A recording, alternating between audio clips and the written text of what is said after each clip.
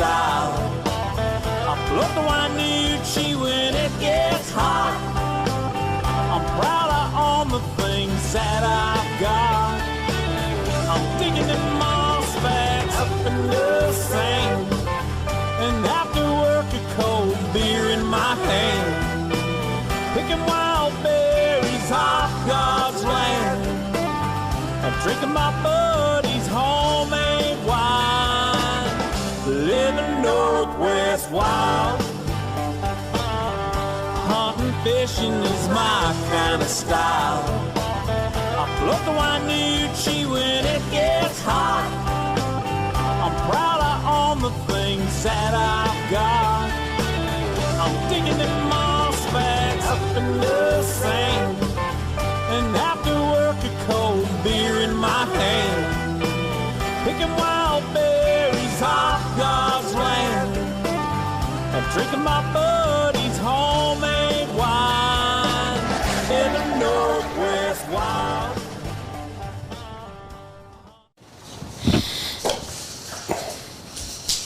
Oh, looks like we're on. That camera, huh, David? Okay. Oh, all right. So hey, I'm we're looking on. for the light, and it's over here. And welcome to Fish on Northwest. Good evening. Thanks for joining us. Dwayne England, Tommy Donlan, back in studio, 6 p.m. It's Thursday. It must be another show. And Josh is still a bit under the weather. David's services were available, so Butternut is back in the house, Tommy. Huh? Yes. He is here. Excellent service. Already screwed up. Already screwed up. Hey, we'll take it, man, because without you, we wouldn't be doing a show tonight. And so for that, we thank you, and of course, are in debt. You can join us right now as you're tuning in. You can watch us either on our Facebook page. Check out our YouTube channel. Jump on over there, hit the subscribe button, and follow our content there. And we are trying to make sure we keep this connectivity thing going over on the Twitch channel that we've created as well. So gonna try to continue to grow that platform as well. So multiple ways to find us. A lot of good things going on. A lot of interesting things going on, Tommy. That being said, I don't know about good, but very there are interesting. Some good things, but we have some. So we got to have some adult conversations tonight, right? Right. We got to dial this thing in. The thing that's on everybody's minds, of course, is the rule implementation coming here the 14th as it relates to our coastal north and south steelhead fishing opportunity for the rest of the season. That will kick off on the 14th. We're going to delve deep into that and come up with some information that we've kind of gathered together the last few days, folks we've talked to who are involved in this, and also paint some perspective as to what this really looks like when you break it down by the numbers. And WDFW may tell me I'm full of it, but I'm basing some of this stuff off of numbers I was given last year, kind of correlating it to what we're seeing this year, and how you make a decision to where we landed based on some of this stuff. To me, it doesn't make sense. Don't get me wrong. Tommy and I are all about conservation, and we'll do our part as often as we need to. But we're also pretty tired of taking it on our side all the time. Right. And there has to be a line drawn at some point where we find balance in this management, co-management, who's fishing, who's not, where that balance lies, I don't know. But the future looks bleak, and we have some. I just want to take a different perspective on some of this stuff. So that being said, don't ever think that we are not trying to be mindful and put conservation first. But the other side of that is, hey, we're recreational anglers, and we are not the ones that always want to take the brunt of this subject, right? And I think what you're getting at is it's all about the facts and data. Yeah. And when you take a look at what's come out recently, it doesn't represent the facts and data of the yesteryear. You know, the numbers that you were looking at last year. Yeah, and it for rightfully so, it creates questions, right? I mean, and those are questions that should be answered. So we're going to get our way through that. We got a couple great interviews lined up. We got our buddy Mike Surdyk jumping on tonight. He is a phenomenal and well-experienced waterfowl hunter. He is. His passion. This guy just kills it. His dog, Chief. If you follow Mike at all, and if you don't, you should. He posted up some great pictures the last couple of weeks. He had a photographer out there with him one day up there in the Skagit Bay. Got some amazing photos of Chief. If you're, I don't know what it is, but something about waterfowl dogs doing their work that they just absolutely love and have a passion for. And seeing them either in video or captured in just really great photos. This is one of those moments. That dog is captured in some of the greatest, some of the best photos I've seen in a long time. Really, really good stuff. And so I'm going to check in with Mike. We got some good reports going on up there. Tommy and I are going to join him in the next few weeks for a snow goose. It's about time. It's going to be Mr. awesome. Surdyk. Yes. Appreciate the invite. We just got to get our schedules balanced out here, and we'll be up there shooting some white birds. Other than that, though, we're also going to talk about the Skagit Wildlife Area Island Unit Alternatives Analysis. That's a long title, but there's some seriousness going on up there. There's an open comment period right now from mid-November to mid-December that we're going to talk to Mike about what's going on there. And there's certain persons and divisions of WDFW trying to change the landscape, so to speak, try to alter what has been in place for 70 or 80 years. So delve into that. We're also going to check in finally with our buddy Shelby Ross over there, Ross Outdoor Adventures, Potholes Reservoir, and the Potholes Duck Taxi. Check on what's going on in the east side relative to waterfowl, ducks and geese. Kind of a west side, east side comparison. Got this weather system blowing in. Don't know if you realize it, Tommy. It's a little chilly outside. It is a little tiddly bit nipply. I heard of a couple of reports indicating we may see a little flurry of snow on Saturday. I guess we'll see if that materializes. Hey, appreciate all the guys jumping on here saying hi. Arthur, Kent, Jay, Ron, and of course Matt, and then there's Mike from Tumwater. All you guys, appreciate you tuning in once again. Hey, I want to remind everybody, Fish Hunt Northwest is presented by Better Homes and Gardens Pacific Commons Real Estate, located in Puyallup, Washington. If you're looking for property, trying to sell your home, or looking for the exact home of your dreams, get a hold of Joe Maxwell and the guys out there at Better Homes and Gardens Pacific Commons in Puyallup. Just look up Better Homes and Gardens Pacific Commons. Joe and his staff will get you lined up. Things are flying off the shelves, Tommy, in the realm of real estate, and Joe would be happy to have your business, and you're supporting companies that support us, and we appreciate that. Also, of course, our good buddies, and I was just out there again today. Yeah. Got some updated photos. Didn't have time to line them up with all the phone calls and all the stuff going on relative to the steelhead. Checked in on the 21-foot Mustang. Yeah. Do we have a name yet? Name for the boat? Yeah. I'm over 20 feet, so I probably am obligated to. You have to name it. I'm going to name it. Yeah. I'm going to name it. I think so. I'll come up with something. Maybe folks can throw out names. That'll be. I think what we should do is let our viewers vote on the name. Name the boat? Yeah. Okay. Yeah. We'll get. I'm looking forward to your recommendation. I bet you are. I'm pretty sure you're going to have some input out there to a few as well. Yep. I see you over there. I'm going to start sending emails right now. Yeah. Hey guys, here's what I'm saying. Hey, Carl Frunstein, thanks for checking in, buddy. Good to hear from you. Okay, so the boat is underway. Going to head to the paint shop in about a week, or within less than a week. Pretty excited about that. Bottom pounder. Yes. Carl comes out swinging. I think that one's going to win. Yeah, comes out swinging. Nice job. Well played, Carl. Anyway, the boat is well on its way. Pretty excited about it. That thing is going to be fantastic. Yeah. We're going to spend some time in that thing, man. I can't wait to get it bloody with you. Yeah, I can't wait for you to land your first kokanee. I hope you can handle it. I don't know. It's going to be tough. I've been trying to train by squidding. Flamethrower. I like that one. Yeah, we got to somehow tie in the career that we're coming to a grinding halt in about 17 months. And this newfound passion we have to get out in front of people on televised devices and just talk until our heads fall off.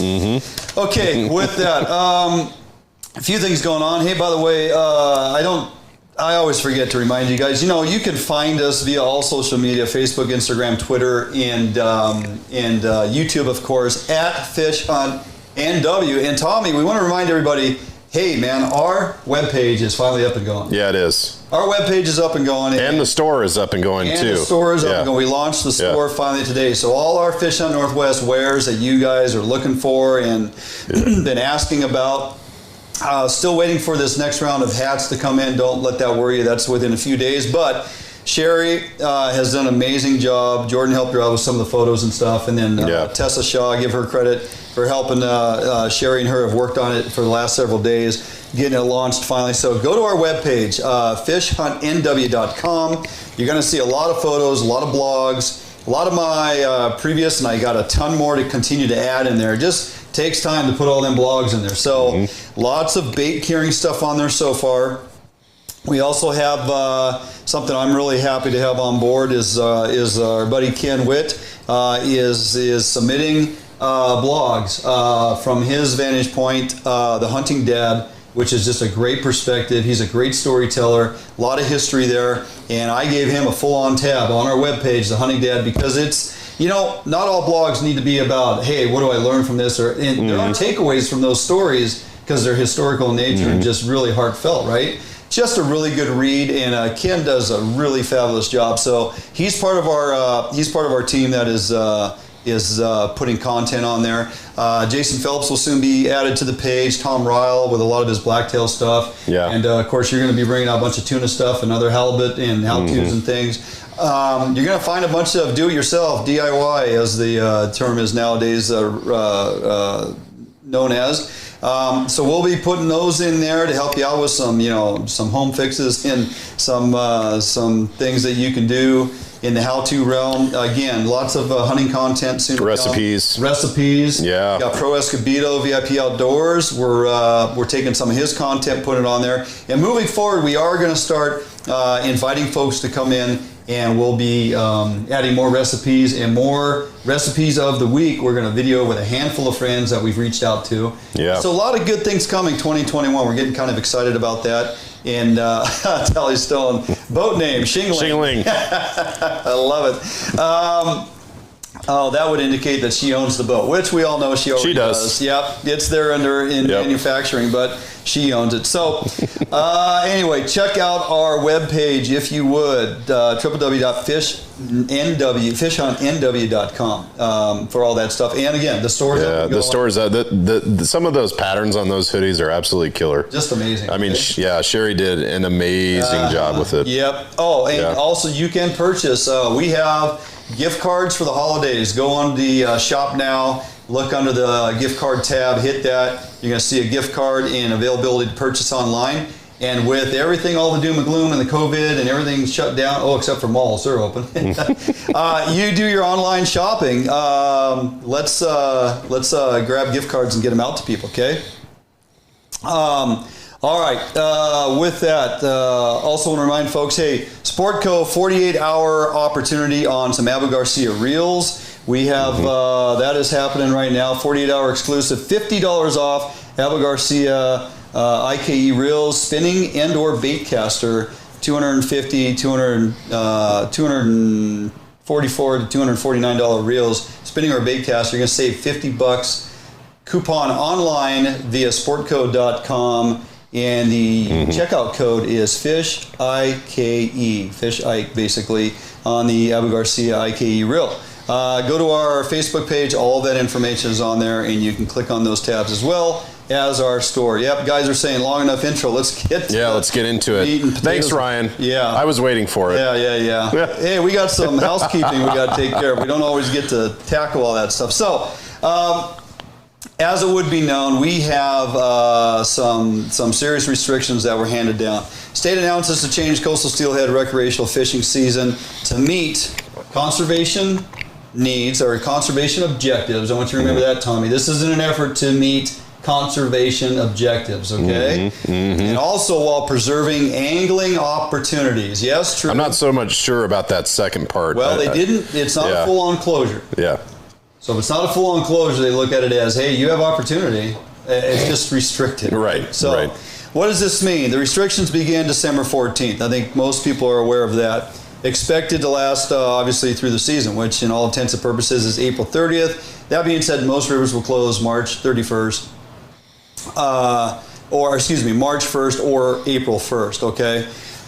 Regulations, they've listed all that. You can go to WDFW website, look under the news. Click on that, you'll find the link on coastal steelhead implementation, and all the rivers are listed in there and in the direction they're going to take this.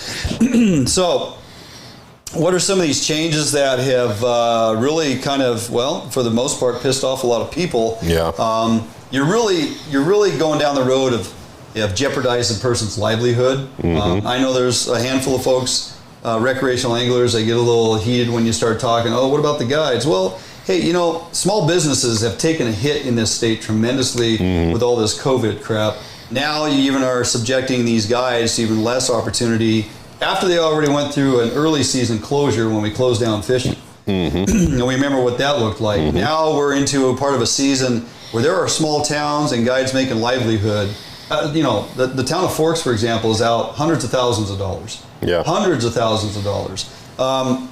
Because so many trips have to be canceled because persons are not able to get out of boats and fish. Right. So I'll run down that real quick. When are they, here's the problem in the first statement that you read of the objectives were conservation and angling, but what about economic impact?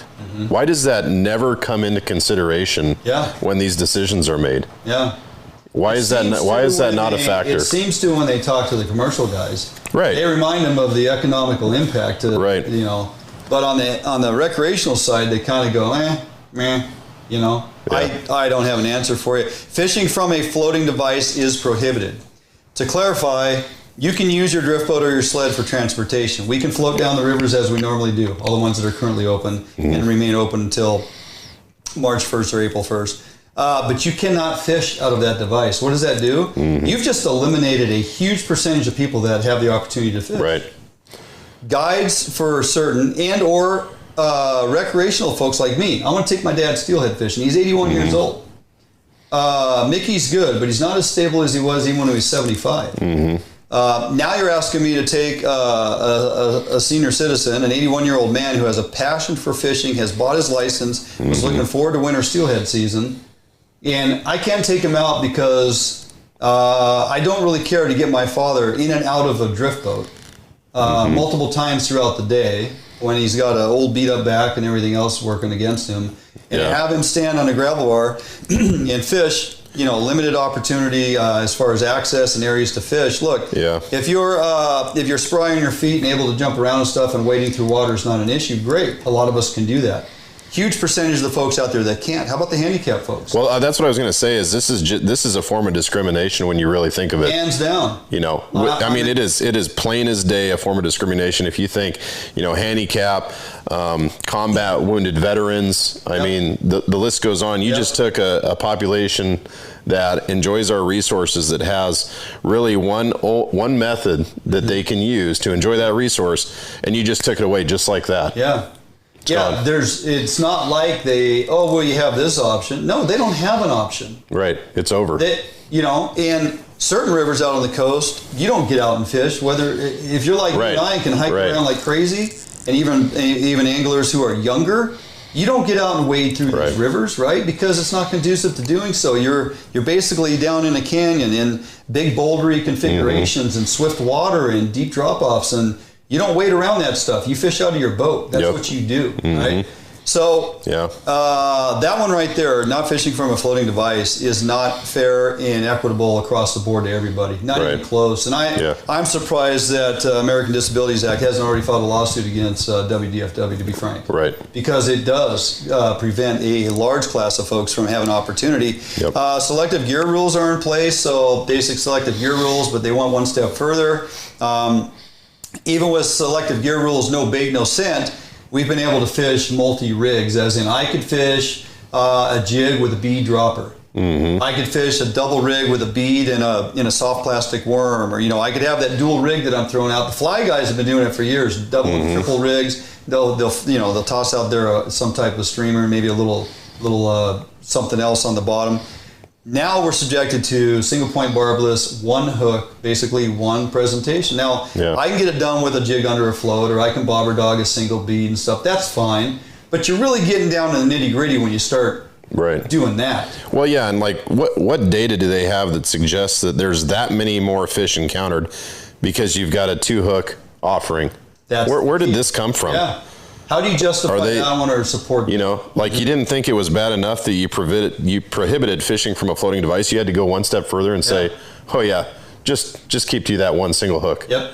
One single presentation, one single hook from your gravel bar, or your ability to get to a piece of water that that you can park your boat and get out and fish. And anglers must release all wild rainbow trout. So essentially, you can keep hatchery fish if you can find them. So this here lies the biggest question, Tommy. So that is the stipulations put on the recreational community.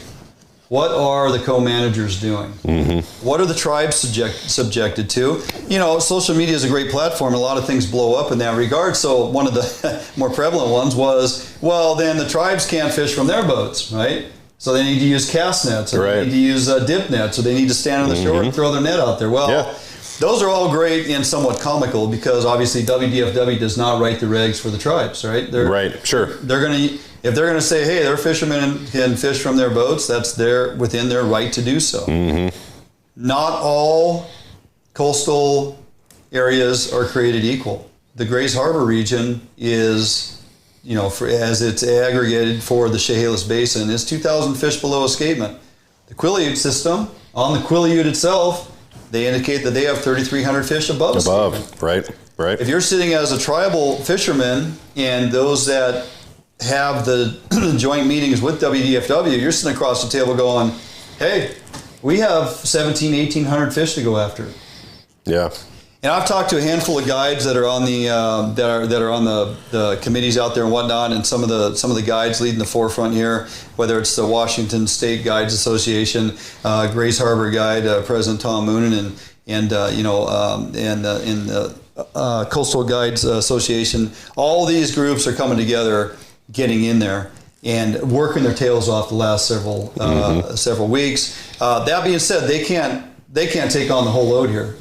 Recreational anglers need to step up and voice theirs as well. I'm going to get to that in a little bit, but you have to ask the question, you know, what are the tribes doing? And a handful of those folks I just mentioned have weighed in and said, well, as far as the coastal, as far as like the Quileute tribe, they are not, which was a lot of folks figured this is the direction it was going to go, that whole foregone opportunity. They are not going to go just gangbusters and go, well, there's 17 or 1,700 fish on the recreational side out on the Quileute system that are not being gone after because they're wild fish, you can't keep them. So we'll take a percentage of those too. They're not doing that. They're going to stop their fishery much like they did last year, to their credit, and they're going to hit their target and they're going to be done fishing. And that's what they did last year. And so, and Tommy, you and I talk about this. When certain tribes are doing it right, well, give them credit where credit's due. Right. When other tribes are hard to deal with and difficult to deal with, you call them out. Right. So I'm curious to see. Now, keep in mind, I'm not going to throw rocks here because some of this is still being negotiated. And they're coming to agreement on some of this stuff. But once it's signed on, I'll be curious to see where it lands. I'm very curious what the Quinaults are going to do with their fishing rights in the Chehalis Basin, right, in the Grays Harbor region. If you look at the numbers, and we can't afford any dead fish in the Chehalis Basin because we're 2,000 fish under escapement, why would we ever put a gill net in the river? If we're dialing it in that tight, right? Why would we put a gill net in the river? So some numbers to think about, okay, as we go through this. So basically, in conversation with WDFW, some of their staff, I was informed, Tommy, that the reason behind this is they wanted to find a reason to give us a season, but in their words, recreational fishermen have become too good. Too effective. They catch too many fish. Right. They're too effective. The encounter rate is far too high, and we can't afford it. So we have to come up with a method, a method that's going to inhibit their ability to catch fish. Yeah. We're going to give them a season. We don't want them catching any fish. And so we're going to use the most discriminatory method possible. So we're going to let you go for boat rides and keep no fishing poles allowed, right? Right. It's like they took one out of the book of Jay Inslee. You can put your boat on the water, but don't you put a hook in it.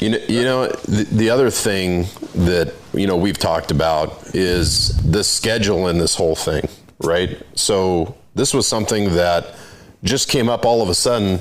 And oh, by the way, we're going to have a problem. We're going to have to shut it down. No fishing from a floating device and some of these other rules. Where was that?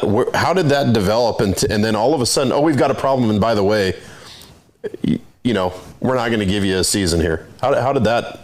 If we back up to last year when they shut us down, if you can look at this year and go, we're going to have a problem this year, and we are anticipating this will be problematic for the next 3 years, whatever. 4 or 5 years. Right. Last year, when they said we're going to have to shut it down, I'm pretty sure the same thought process was we're going to have a problem for the next 4 or 5 years. 4 or 5 years. So knowing that you shut down last year, why wouldn't you go into this year like September? Right. Start getting a hold of the guide association. Being transparent, being open, having that discussion. We need to have open conversations, very adult conversations on how we can get through this fishing season. maybe before you guys start booking out all your trips. Yeah. Maybe before you load your books up with clients and make plans for December through March or April, we should probably talk to you guys and gals so you can see where this is headed. Right. So you don't have any false pretenses going in that you're going to have a full, lucrative, wide open season opportunity to go get fish. Okay? Where is that mindset? Where's the transparency? Got a lot of friends that work at WDFW, and I'm here to tell you, we have conversations about transparency. We have conversations about, there's venues and there's avenues to get the information out there. Social media is a powerful thing. Well, we have social media. Well, who's ever in charge of your social media to that regard, you need to fire them. Because they're not doing their job. And because people rely on social media to get a lot of their information. Now, that being said, a lot of it's crap, a lot of bad information out there. But from an agency like WDFW, and you have the vision to look down the road and go, next year is going to be difficult. We need to have these conversations in September, and we need to utilize these resources that are out there for public and get the message out. But you know what? Even if there isn't a schedule, or excuse me, even if they don't have that vision, they don't know if things are going to be difficult or we're going to have to reduce the season, guess what? You can have a plan. Right. On this day, we're going to look at, the season. On this day, we're going to look at all the forecasts and the models and see what they tell us. On this day, we're going to open it up for public comment. Back on this day, we're going to talk with all of the guides. There was no plan in any of this. It was just, we have a problem. Oh, hey, here's some restrictions. Hope you're okay with them. 19th hour. And then we've already made up our mind, but what kind of comments do you guys have? It was kind of like this after the fact, you can provide some input, but we're not going to take it into account. We want you to weigh in, but, So, tell you what, we have, again, this is a lengthy conversation. We're going to have it. We have a bunch of information I want to get through that really kind of paints the picture on the numbers that you and I were talking about. Correlating it to last year, what we experienced, the numbers in my mind and some others don't really jive. Yes, again, we're talking about conservation. It's the right thing to do on some levels. Is it worth shutting down to the level that we have? Is it worth shutting the door, imposing these restrictions to the level that we have when we really start breaking down the numbers? And, I wanted to get somebody on here from WDFW tonight to talk about, hey, what are the co-managers doing? If you haven't come to agreement yet, great, I get it. I certainly hope when you do that information is available and transparent. I also want to talk about the true numbers and taking data from last year and how it correlates to this year and where we're landing on this whole thing. So we're going to jump out for a quick break. All you that are tuning in about this steelhead conversation, stay tuned. We're going to take a break. We're going to talk to Mike Surdyk about our waterfowl opportunities up north and some of the stuff going on. Again, with WDFW in the Skagit Bay area, blowing dikes and destroying what's been just a phenomenal hunting opportunity for 80 years. Okay? This is another area of concern that we need to unveil. So we'll get to all that with Mike, but don't go anywhere, because right after that, Tommy, we're jumping right back into the steelhead conversation. I want to talk about factual numbers. 6,600 fish to return on a preseason forecast when we need 8,600 to meet escapement, and the levels of rule change that they've gone to when we might be talking about preventing recreational anglers from killing anywhere from 30 to 15 to maybe only 10 wild fish throughout the course of a season. Because when you start looking at the numbers, it's what we're kind of looking at. Handling and on these wild fish and release mortalities as they were. So something to wrap your head around as it relates to percentages, numbers of mortality rates, true percentages, comparisons with Skagit, comparisons with Grays Harbor, and where this is ultimately going to land. We're going to get to all that, so I want you to stay tuned because it's some pretty compelling information. Get a hold of your friends, tell them to jump on here and join in as well, because we want some input. I know a lot of you guys are jumping in on here, and we're going to try to get to some of this stuff. A lot of you just saying hi, and I appreciate that. trust me, we're going to get back to this stuff because it's important, but we told Mike we'd call him at 6:15, and we're a little late on that regard. I knew this was going to happen. I did too. That's why I built it out the way I did. Anyway, okay, don't go anywhere. Jump out for a quick break. When we come back, Mike Surdyk, Raymarine West Coast sales rep, but we're talking waterfowl hunting with Mike. Right after this break here at Fish Hunt Northwest. Marine is the one-stop shop for the Pacific Northwest angler. Whether you are looking for a small skiff to fish the Sound or rivers or a huge offshore tuna machine, Defiance Marine has it. At Defiance Marine, be sure to power your boat with a Honda outboard package. Take advantage of the reliability and 5-year top-to-prop warranty on your Honda outboards. Our service department is always here to help and serve you as the customer. Did you know Defiance Marine has boat financing experts to help get you the best term rates on your new boat purchase? If you need financing for that new boat, call us today. We guarantee the best price, best service on a repower for your current boat. Defiance Marine is a Honda Premier dealership and one of the largest on the West Coast. Defiance Marine also carries all the gear that you will need. Everything from auxiliary kicker motors to fishing tackle and bait. Defiance Marine has certified technicians that are top-notch at their job. Some of the best in the Pacific Northwest at evaluating your boat issues and problems.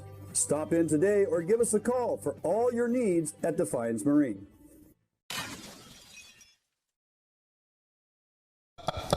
Hey, welcome back. Welcome back to Fish Hunt Northwest. If I get Tommy to settle down over here. He gets all giddy. I get hot and bothered when we get Surdyk on the phone. Yeah, we got Mike Surdyk on the phone. No stranger to the studio via phone. One of these days we're going to land him in here physically and have some good content. But tonight we were talking Skagit Bay, public land, some options up there. You guys have been knocking it out of the park. First of all, let me congratulate you on, thank you for putting up those photos of Chief when you had the photographer up there, man. Those are some phenomenal, pretty amazing photos of your dog in action. Yeah, thanks, man. It's been a fun season for both of us. Lots of birds around, and just about everywhere we've been able to find pretty decent numbers of waterfowl. Everything. It's really weather dependent, right? You get a nasty front, some weather, some wind, rain. It stirs things up when it's nice and bluebirds. You spend most of the time bird watching. Right. It would seem. What's the perfect condition, Mike, that you look for? I mean, what when you say the wind's blowing, I like it nasty. Like, do you like it blowing 10, 20? What is that state? So the area that I really like to hunt is up by Skagit, Padilla Bay, and at any given time throughout the season, there'll be anywhere from 50 to 80,000 ducks, mallards, pintail, widgeon. That'll all roost on the saltwater, right? You can actually see them from shore. If you run your boat out there, you'll see these just giant rafts of ducks, right? And whenever the wind really starts blowing, 15, 20, even up to 30, 40 knots, then all those big rafts of birds just get kicked around and blown inland, right? They can't stay rafted on the big water. So getting any little small pocket of water, rivers, creeks, any place where these birds are trying to seek refuge, they kind of go into survival mode, right? And getting lots of motion in your spread, right? Whether you're running spinners or a pole cord or something like that, it can kind of be the difference maker in a day. I know early season we were running like 10 spinners when we were hunting, and it was just pulling the birds in like crazy.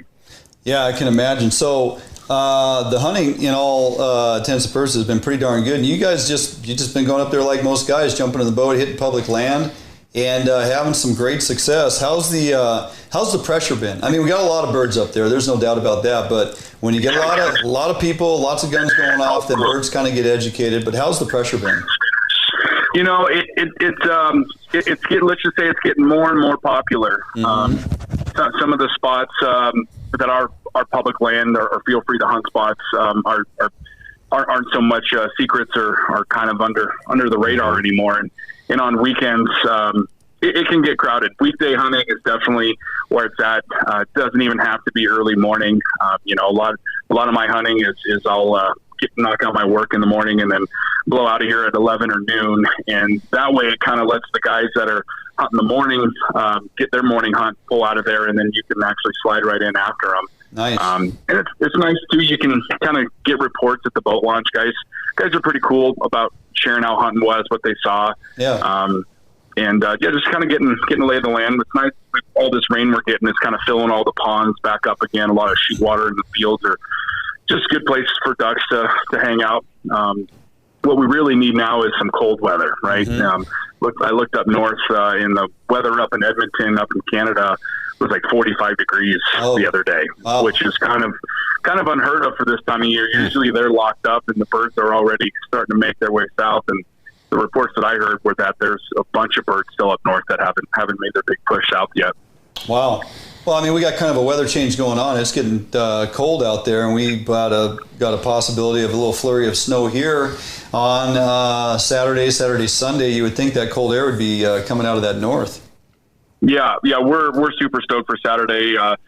Snow Geese opens back up here in Area 1 in Homish and Skagit County, so we're really excited. We're going to go out there and try and smash a bunch of snow geese, and man, hunting in the snow, as most people know, can be just a real treat. We don't get it here very often, but when we get it, it's nuts. So talk to us about the snow geese setup. What does that look like? You know, I have a very good buddy named Anthony Nelson who's probably listening right now. He's kind of the snow goose guru up on the Fur Island, Skagit area.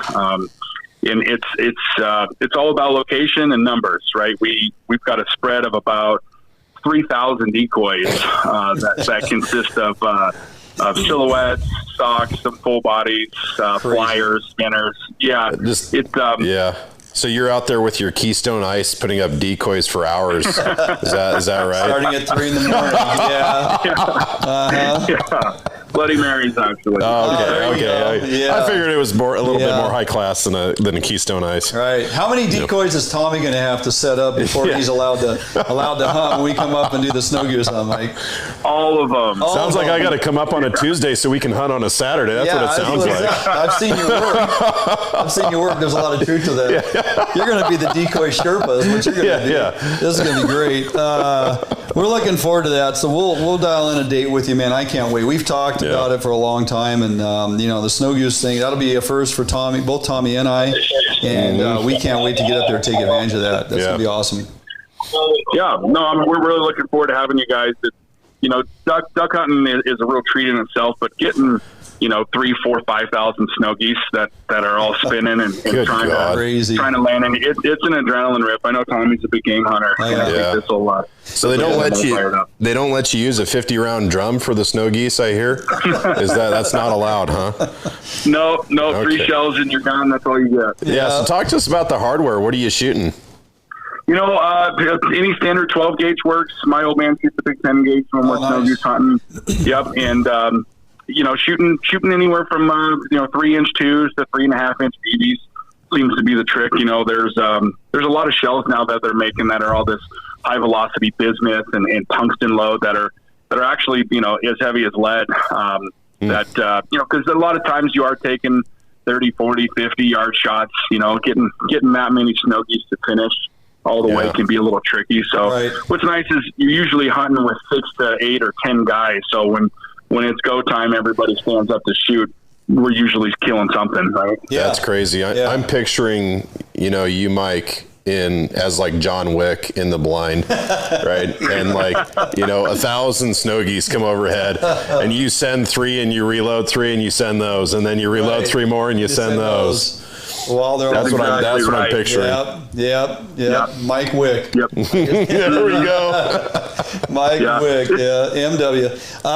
Let's before we get out of here, let's talk a little bit about this Skagit Wildlife Area Island Unit Alternatives analysis that's going on. We're talking about reclaiming some wetland in the efforts of salmon recovery, if I understand this thing right, as it's unfolding. And we're in a comment period right now where public has the opportunity to weigh in on whether this is a good or bad idea. And for the majority of folks, as yourself, who spend a lot of time up there and have the benefit to enjoy what it has provided for the last 70 years, it's not broken. So why fix it?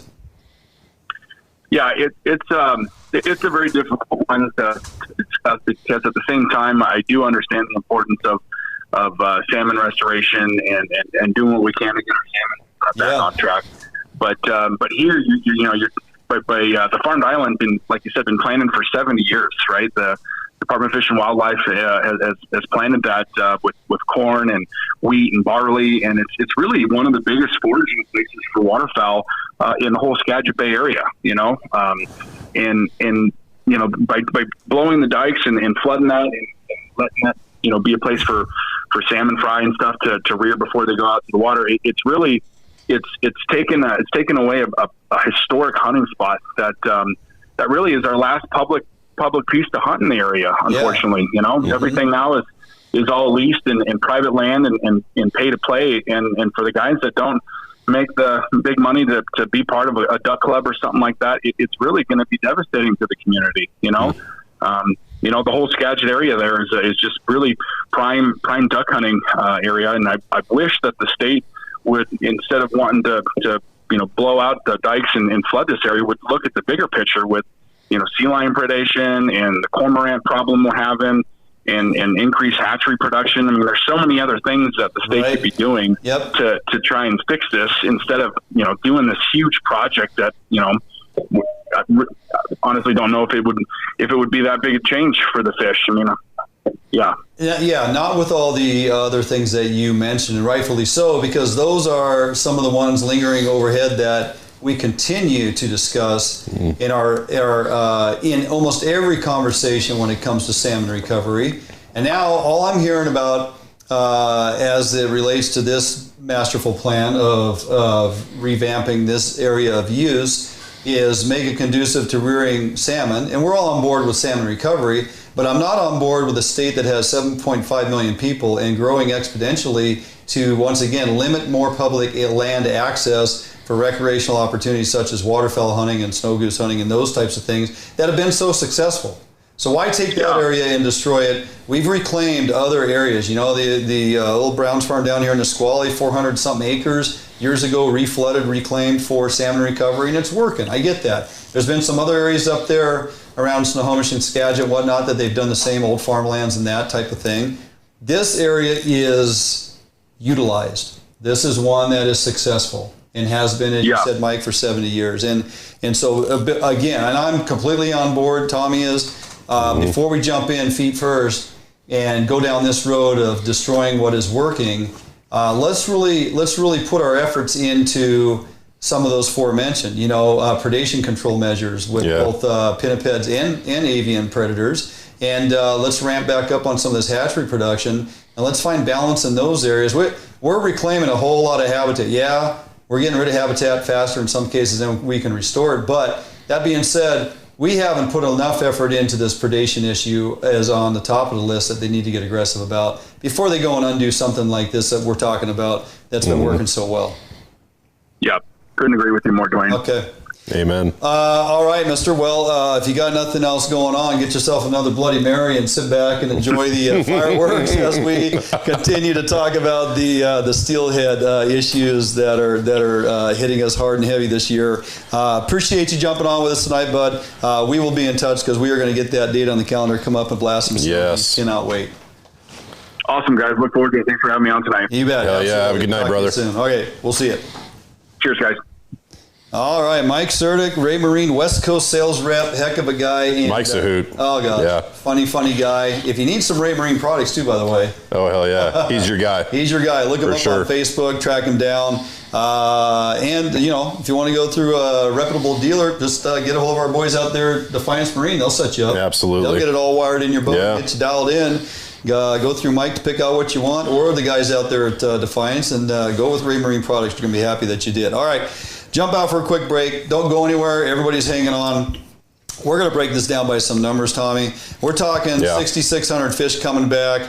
Our interception of, say, 300 or so wild fish. Is that truly the defining line here that's allowed them to push us into this area of regulation that we find ourselves in? I'm thinking not. And I want folks to weigh in on this. And WDFW may, say these numbers are flawed, but I'm simply going off of numbers I acquired last year as it relates to similar time frame, similar run size, and what our true encounter rate is on some of these wild fish. Right. So, show me the data. Show me the data. All right, jump out for a quick break. Don't go anywhere. We come back. More on this steelhead, snafu when we come back right here, Fish on Northwest.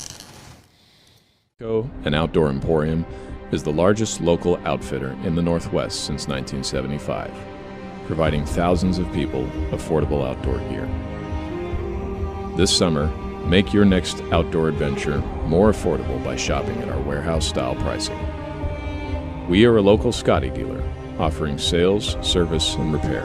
Located in Fife and Seattle, come visit us today. The outdoors await you.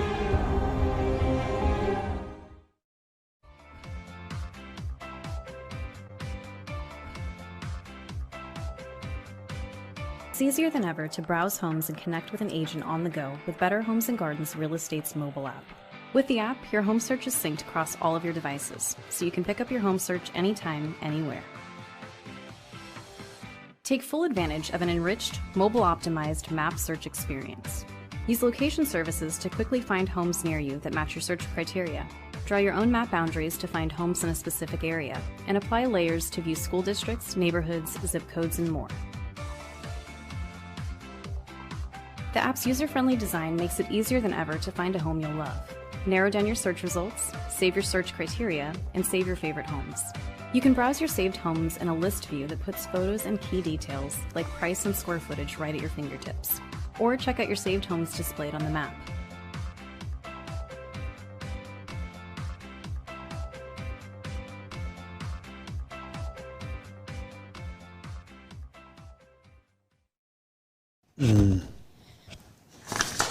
Hey, welcome back, Fish on Northwest, waiting on Tommy Donlan. And of course, David Butternut's back there behind the dials, making it all go around. He is. We got some new nicknames for him at the We do. Yeah. We do. We can't share them. Can't share it right now. But we got some new names for him. Okay, so looking at this through the scientific lens, apparently, we have a forecast. We have a escapement need for the Chehalis Basin of 8,600 fish. We're falling 2,000 fish short of that this year. Once again, and preseason forecasts indicate we're going to come in about 6,600. This is for the Chehalis Basin, okay? Mm-hmm. So some of the rules that they've implemented, not fishing from a floating device. That one that we kind of beat up on as we closed out that first segment. They actually have a graphic that they shown a 2-year study that they acquired data from the Hoh River, and it shows a pretty significant downturn in recreational fishers' ability to land fish simply by bank fishing versus boat fishing, especially with the way we do it today, covering lots of water, a lot of river miles, bobber dogging, side drifting, covering water, moving through holes, multiple baits going through holes, covering ground, running plugs. We're pretty efficient at covering water. And so if you limit that ability simply by forcing folks to get out of their boat, fish from shore, wade through water and fish, go at it a foot and/or use the boat for transportation, you can see based on that graph, it minimizes your ability to be successful. And ultimately, that's the goal, Tommy. They have to come up with a method to interrupt our ability to be so successful in getting fish. So what does that really look like? Well, I was informed that on a run of 6,600 fish in say, the months of December, January, we are going to encounter 300 fish, wild fish. We're going to go after hatchery fish aggressively. We're going to use bait. We're going to use multiple rigs, as we talked about before. We're going to fish out of a boat, okay? While we're grabbing all those hatchery fish out of the water, we're going to catch and release 300 wild fish. Now, they associate a 10% mortality rate with I didn't make the 300 number up. That was given to me. If it's wrong, WDFW can correct me. But that was the number I was given. 10% mortality rate is 30 fish, okay? And I'm going to be honest, I can't remember if that is 300 fish for the season or if, and I tried to look back, I couldn't find my notes. If that is strictly December, January, I'll take it. I'll say, fine, we're going to encounter 300 wild fish in a 2-month period. Let's have that option to go after them aggressively and then afterwards close the season to protect the wild fish. I talked to a handful of guides, they would have been fine with that. But it didn't seem like that was a negotiable option. It was just going to be no fishing from a floating device, extend the season out to these other target dates, and at least you have opportunity. Well, unsuccessful opportunity based on the graph that we just put up greatly minimizes, okay? So now let's look at that mortality rate of 10% on those 300 encounters. We're killing 30 fish. I want you to think about that 30 fish, because now we're going to have a longer season, but we are so less effective at targeting fish. Our encounter rate within that entire basin, I'm going to throw out an arbitrary. So that was for the basin. That 300 number encounter was for the entire basin. Yeah, because it's an aggregate number. This is 6,600 for. Because they don't do it by river, specific river anymore. So we're encountering 300. Our mortality rate is 10%. We're killing 30 fish unintentionally. Okay? And we're like, okay. I mean, we don't advocate killing wild fish. If that's the number you're telling us, okay, we got to kind of wrap our head around that. Now we're going to be afoot. Now we can't fish out of the boat. We can't use all those techniques and methods that we use out of the boat. Yeah. So we're basically bank fishing. I'll throw out a number to say 100. I haven't landed on that with anybody with a propeller on their head or fisheries biologists that told me that this is factual numbers. We could even bump it to 150. But the graph indicated we are far less than 50%. Oh yeah, it's more like 25% or less. Okay, so I'll say 100 fish, which is a third. Yeah. Of which would be conservative. Okay. Yep. So now we're down to a mortality rate of 10 fish. Yeah. So we're going to clamp down the regulations on this fishery because we have the audacity to potentially kill 10 wild fish by bank fishing while we're in pursuit of fish. And I bring that up because I want to know, and I can't wait to see how they land on this thing with the quinolts. I want to know what the co-managers are going to do. Again, we're talking about opportunity on a season and conservation in mind. We all agree. I'm not going to even argue that point. Conservation in mind. But how do you justify putting a gill net in the river if we can't even stomach the fact of killing wild fish? Right. So if that's our benchmark, now let's just go back to the 30 fish. If that's our benchmark, are we going to put gill nets in the river and once we hit 30 dead wild fish, we're done fishing? When you have how many thousands of hatchery fish to go after? Yeah. Keep in mind, the more hatchery fish that hit the gravel, the more fodder it gives to the Wild Fish Conservancy and these other organized wild steelhead groups to say WDFW is not doing their job because they got too many hatchery fish hitting the gravel. What does that result in? More ESA listings because of lack of wild fish, more argumentative position from a scientific standpoint to say you have far too many hatchery fish hitting the gravel, you need to cut back on your hatchery plans. They're just adding fuel to the fire. It's like damned if you do and damned if you don't. So now we can't effectively get these hatchery fish out of the water because we're going to kill 10 fish. Here's the deal. That 10% mortality rate that they attach to that, I have documents from Skagit and Sauk.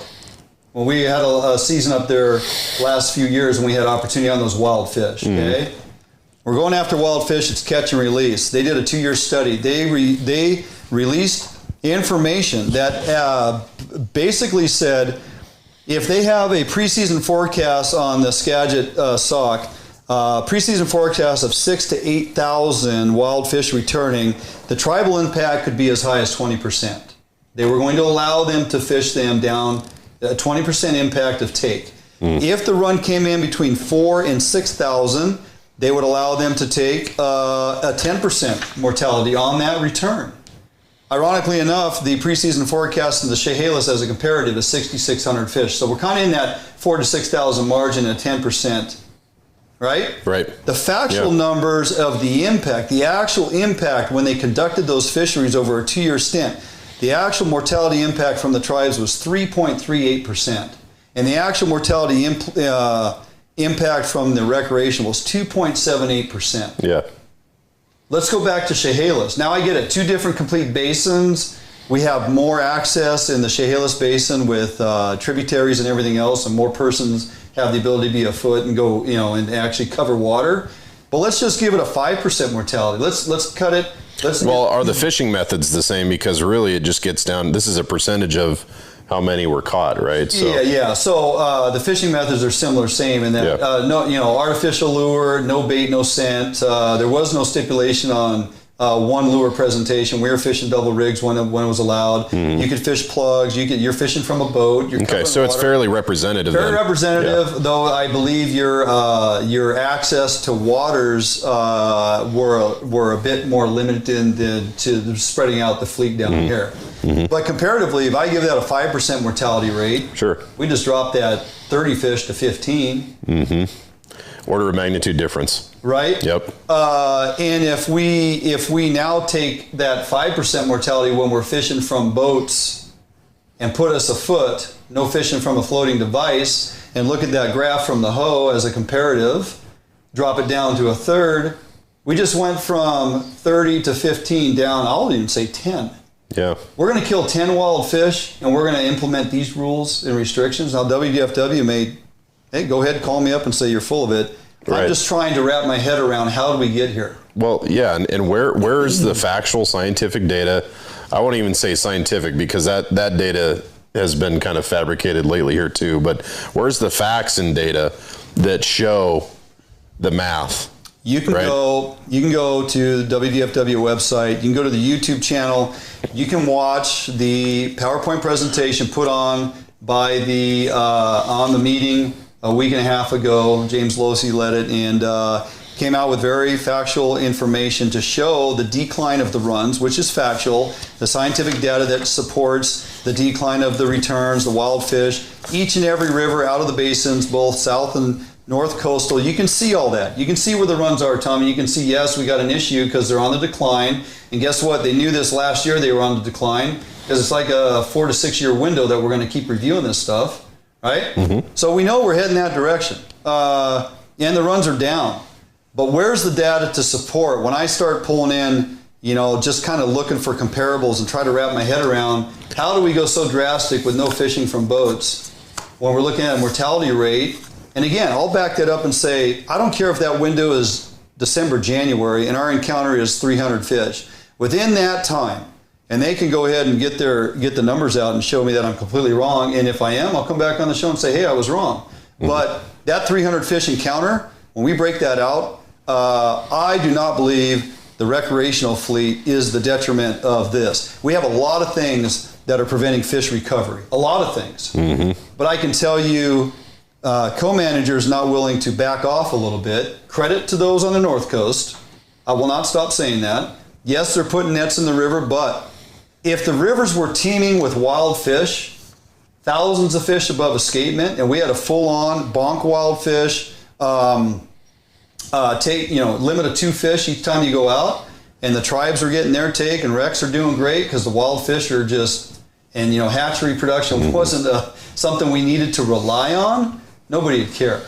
Unfortunately, we need hatchery fish, and we do have some tribes who are willing to say, we're fishing up to this point and then we're done, okay? And they're not dropping the escapement requirements or the ability of fish to hit the gravel. They're not dropping that down to a number where they just don't have a I don't give a crap meter, right? Right. They're actually stopping the fishing because they use a different method. They're taking their percentage. That is not a detriment to the run. And you guys need to understand that. Look, I'm not advocating for gill nets and never will. Selective harvest is the future or we're going to just close it all. But for right now, if they're utilizing those practices and they're staying within the thresholds, not exceeding it, and they're allowing for the returns to hit the gravel, okay. Those are the ones that are doing it right. What I'm hearing out here, I'm waiting to see where this lands with the co-managers. I want to give credit to a lot of this information coming out from the guide associations. There is a meeting tomorrow. Via Zoom. WDFW Commission completely caught off guard by the movement forward of this enactment of these regulations. Matter of fact, Larry Carpenter, who's the chairman of the commission currently through the end of the year, he basically was like, how come we didn't hear about this? Yeah. You could tell, if you know Larry, you could tell he was not happy to have this unveiled in an open public meeting. Anyway, they need to revisit this. There are a lot of folks lining up for testimony tomorrow. If you have the ability or the time, you need to make sure that you tune in for that. All the information is on our Facebook page. There's a link on there about the commission meeting. It happens tomorrow, 1 o'clock. The Zoom link, all the links are there on our Facebook page. Simply go to Fish Hunt Northwest. Like and share the content, of course. Follow us if you would. And click on those links and open it up. You can simply sit and listen and watch the meeting proceedings. You can notify them that you have something to say on behalf of yourself or any group that you may be affiliated with. We collectively, as recreational anglers, need to hear from as many of us as we can. We cannot expect the guide associations, Tommy, to carry the brunt of this. We, as recreational angler community, need to jump on board and make sure we're all weighing in. Let the commission hear from us and let them find some resolve to this. I'm hearing a word from various groups that they're coming after this hard and fast. They're not just going to walk away from the table and say, well, you've set the season, we're good with it. There's more at hand here. So I would encourage those looking for more information to jump on tomorrow. Be supportive. Check out your first commission meeting if you haven't. It's a hoot. It's actually can be quite entertaining. I'm curious to see who's going to say what and who's going to be held accountable. So lots going on in this regard. I got so much stuff blowing up on here, Tommy, I can't keep up with it all. It's getting thick. So, before we head out for a short break, one question I do have for you is, you mentioned that the runs have been on a decline for a number of years. What is the recovery plan, and why haven't we heard about that? Well, yeah, there's probably a reason we haven't heard about it, because there's been a plan in place from WDFW, but obviously it's not working. It's not often talked about. Our buddy Chase Gunnell has put on here, we need a new coastal steelhead advisory group and far more collaboration between anglers, groups, guides, and the agency to focus on long-term steelhead recovery. There you go. And he's spot on about it. Yeah. Absolutely. So, that is one thing as it crosses over into salmon recovery too. We have all these groups, and I continue to say it, we have all these conservation groups that are doing good things. Problem is, everybody has their own agenda, Tommy. Everybody seeks funds from donations and contributions, but they have their own agenda. They have identified what they feel are the number 1 through 10 more problematic issues. And I'm telling you, I got a lot of folks to talk to, but my goal is to finally start bringing these groups together collectively and identify what's the road to success and how do we recover our salmon and steelhead. Because what we have been doing obviously is not working. Right. And if we don't change it within these current generations, the future generations are going to have any fish to go after. And so we have to recognize, it's kind of, I kind of just had an epiphany the other day. I have gone through my career throughout a number of mergers in the fire department, right? We've brought in small, different community fire departments who, if you wanted to stand alone as your own fire chief in your kingdom, at some point you were going to fail to continue to exist because just the way things move. So we had to have chiefs over the years step down and step back and allow for the betterment of all, collectively, these organizations to come together to create one conglomerate, large-scale fire department for the betterment of all and the goods and services, right? And it's very successful. Well, guess what? We have all these groups. We have all these conservation groups, all vying for a piece of the pie. And hey, my issues are to be priority, right? We need them all to come together. Identify the main issues, hit WDFW with the United Front, and start getting some resolve on this stuff. Yeah. It's time. It's long overdue. So lots of comments and questions. Yeah, thank you. We again will mention the Zoom meeting here as we wind down the show later on. Just throwing some numbers out there. I know some of you guys are weighing in. Granular information isn't the deal here, and that's, well, I get all that, but just food for thought when we start looking at this thing, trying to find reasons behind the madness. Again, we're all for recovery and trying to do the right thing. Okay, we are gonna jump on out and take a quick break. We got some more waterfowl to cover here, Tommy. It's not just blasting birds on the west side, although it sounds pretty successful as of late. We're gonna jump over to the east side check in with Shelby Ross Outdoor Adventures. If you've never taken advantage of the duck taxi and the services provided over there, whether you want to do a self-guided or jump in the boat with Shelby or one of his guys and enjoy those amazing duck kebabs while you sit in the blind and drink a little red glass of wine as you're blasting birds. Really? Oh, man, I'm telling you, I need to take you over there and experience Guns and liquor. That sounds like fun. Doesn't that sound like a redneck weekend? Oh, you said wine. Okay. Oh, yeah, there's a difference. Okay, jump out for a quick break. Shelby Ross Outdoor Adventures, when we come back right here at Fish Hunt Northwest.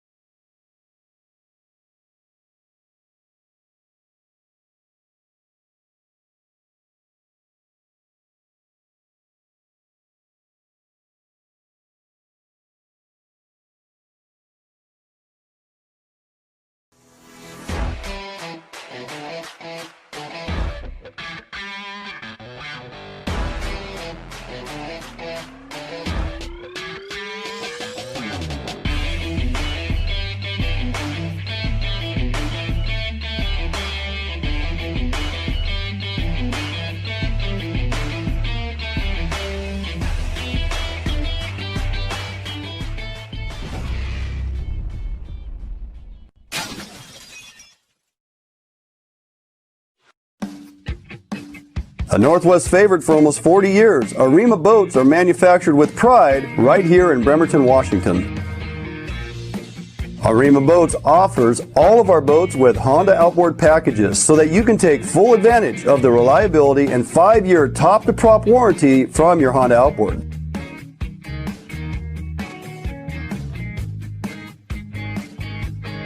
With literally thousands of Arima boats on the water throughout the Pacific Northwest, Arima boats are a proven hull design that offers incredible fuel economy and all of the amenities that a serious angler is looking for. All Arima boats are built without any structural wood materials. That is why we back our boats with a lifetime warranty. All of our Arima boats are designed to maximize deck space while also providing ample seating. Contact us today at Arima Boats for all your boating needs and let us help you get out on the water. Bring it. Hey, welcome back. Fish Hunt Northwest, waiting on Tommy Donlin. Clear that duck out of my throat. Is that what that is? It was a duck kebab. Okay. Yeah, took one at the break. On the phone with us, no stranger to the studio, the man himself, Shelby Ross Outdoor Adventures and Potholes Duck Taxi. How you doing, buddy? It is a pleasure to be on the air with you. I appreciate that.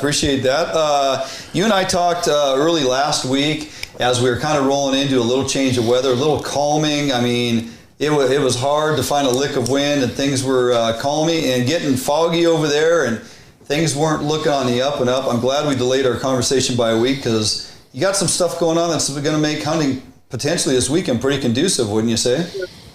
I just am so excited to look outside and I can see all the way across the lake to Moses Lake, and we have lots of ducks in the area, but when it's fog so thick you can't see past the decoys, it's just hard to have a productive hunt. And I dropped off 2 non-guided parties yesterday. It was blown out of the south at about 20, and everybody was pretty jazzed, and they had about 25 minutes of clear weather at the start of shoot. There were ducks working the way they should, and the fog rolled in, the wind died, and it literally did not clear until this afternoon. And so we're excited about this clearer weather that we have right now. Hey, if you would, so for folks that maybe haven't checked out your operation or know how, what you offer over there, break it down a little bit for guys to get a sense of guided trips with yourself or one of your guys and what that looks like, or the self-guided option when you drop them off at a blind with a pattern of decoys out ready to go.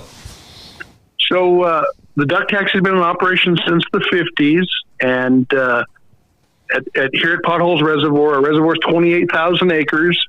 The northwest, nearly half of the reservoir is hundreds and hundreds of sand dune islands covered in willow growth, and it is a perfect spot for the ducks to loaf between feeding. And so our non-guided hunts is kind of how the duck taxi got started, where they would drop them off at a blind, put their decoys out for them, and leave them a kayak to run and get their ducks, because a lot of guys don't have dogs. Sure. And they do their own calling, do whatever they want for lunch, and we pick them up early afternoon, and it is a very popular option. Probably 70% of our business is that non-guided option, and it just works for guys.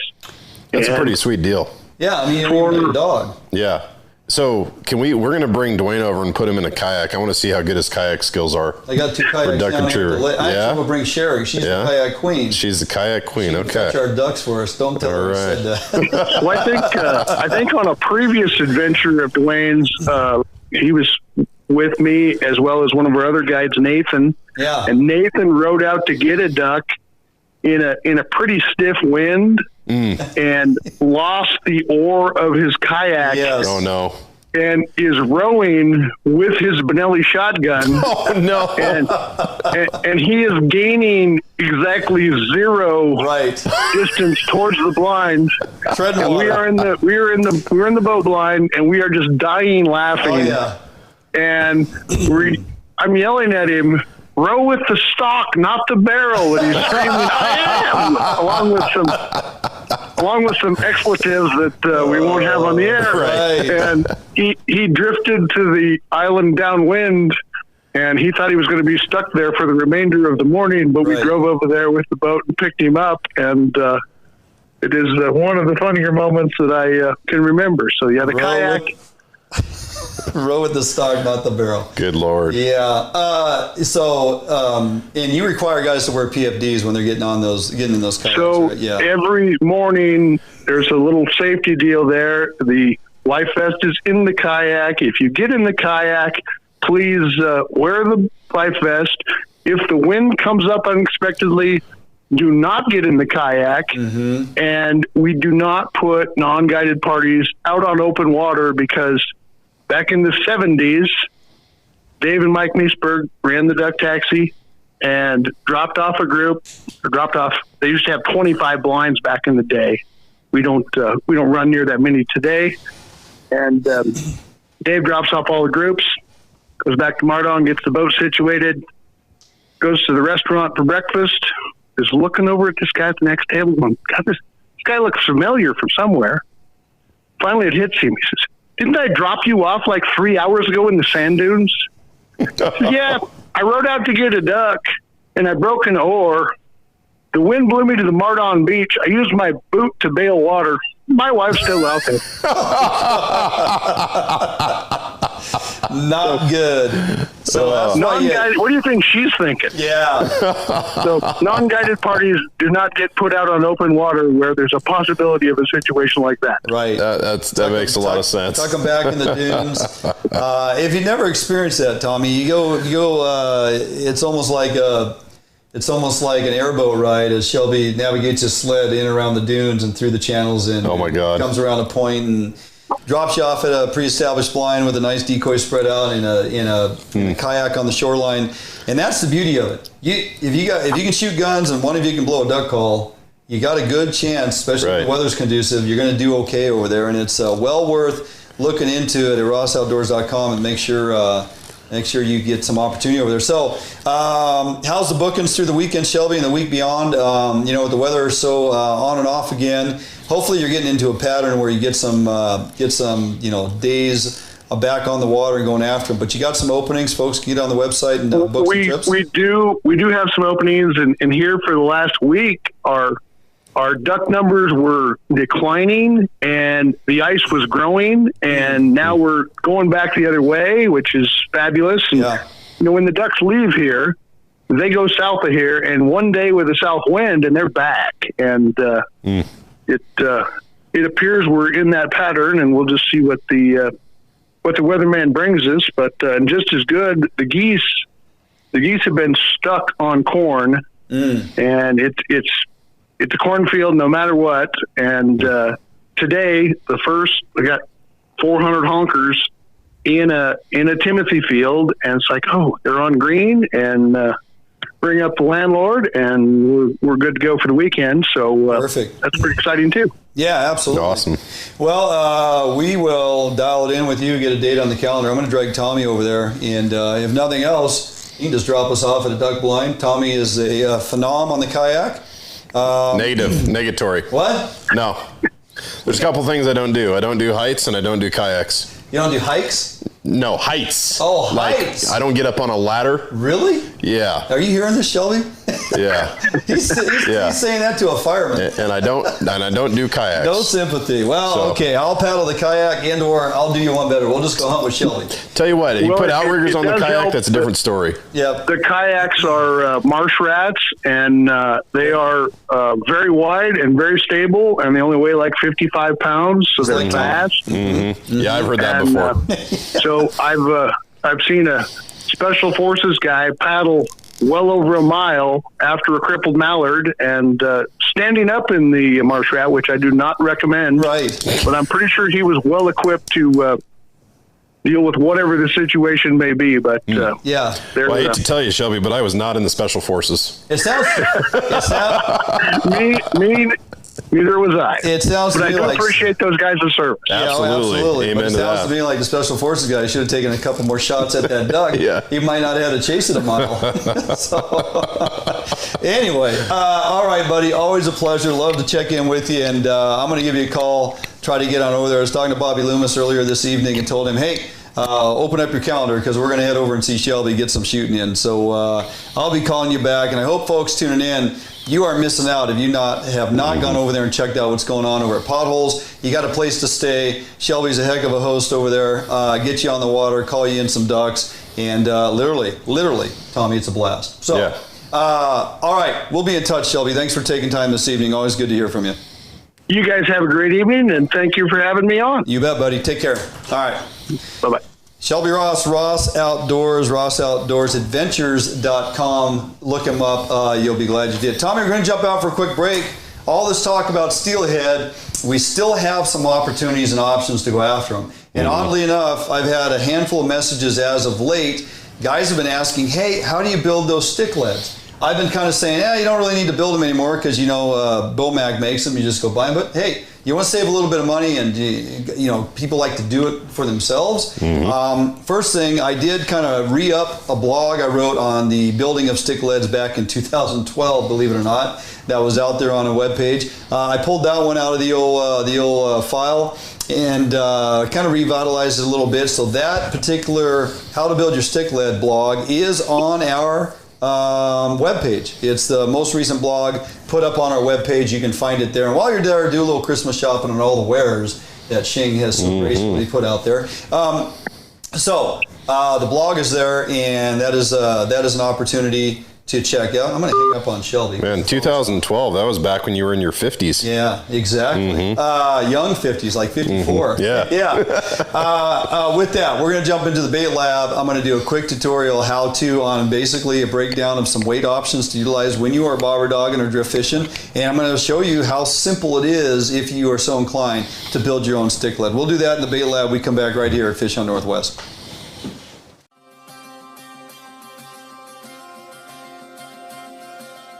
Allied boats are built by West Coast fishermen for West Coast fishermen. Deep V 21-degree dead rise at the transom guarantees a smooth ride no matter the conditions. Allied offers all of our boats with Honda outboard packages so that you can take full advantage of the reliability and 5-year top-to-prop warranty from your Honda outboard. Allied boats range from 19 to 32 foot in length, so no matter what type of heavy gauge boat you are looking for, we have it for you. All of our Corsair 21 foot and larger designs come standard with reverse chine that is welded inside and out with no extrusions below the waterline, so that you will never have to worry about corrosion problems down the road. Get out on the water today in a boat that you can trust and enjoy with Allied Boats. Contact us at Allied Boats today to learn much more about our incredible fishing machines. What if there was a smarter way to search for your new home? Introducing the Better Homes and Gardens real estate website and mobile app. This revolutionary new search tool puts your needs first. Narrow your search to what matters most to your family, like school data, school districts, and even walk scores. Get easy access to your local affiliated agent, as well as unique and local insights about neighborhoods and properties directly within the app. With synced and saved preferences, you'll always pick up wherever you left off. Get your smarter search started today with Better Homes and Gardens Real Estate.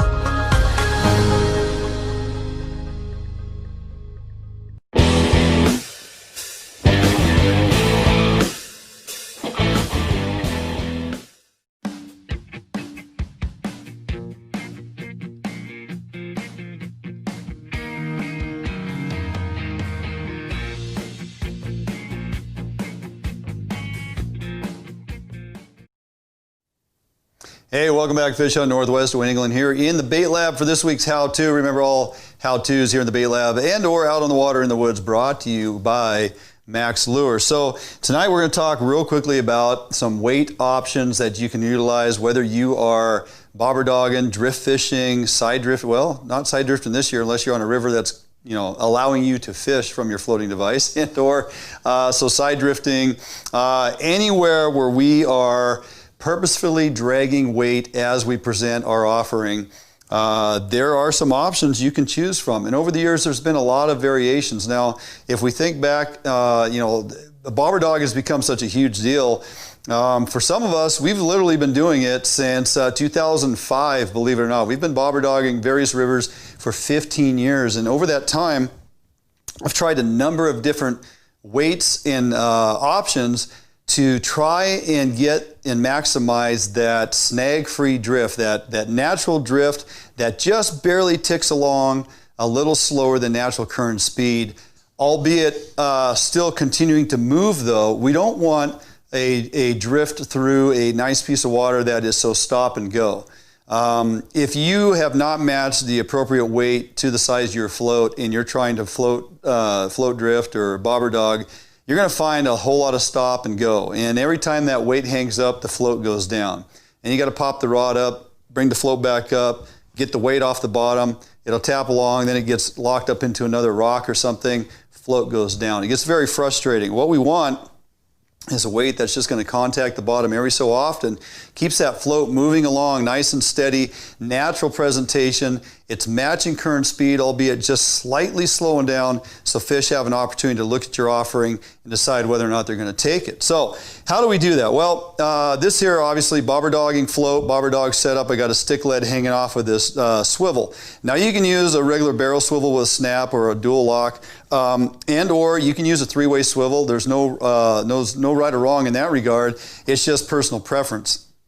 It's all about the weight you hang underneath that float. Now remember, this float's going to slide up, stop against this stopper bead that's up my top shot of monofilament. It's been attached to my braid. I usually set that about 6 to 8 feet, sometimes 10 feet, depending on the level of flow and the type of water we're fishing. But 8 foot is always a good starting point for your stopper bead in your bobber dog presentation. Now obviously for drift fishing, we don't need a bobber stop because we're not using a bobber. If you are side drifting, you don't have to worry about any of that. That being said, stick leads over the last, 10 years or so that we've been using them.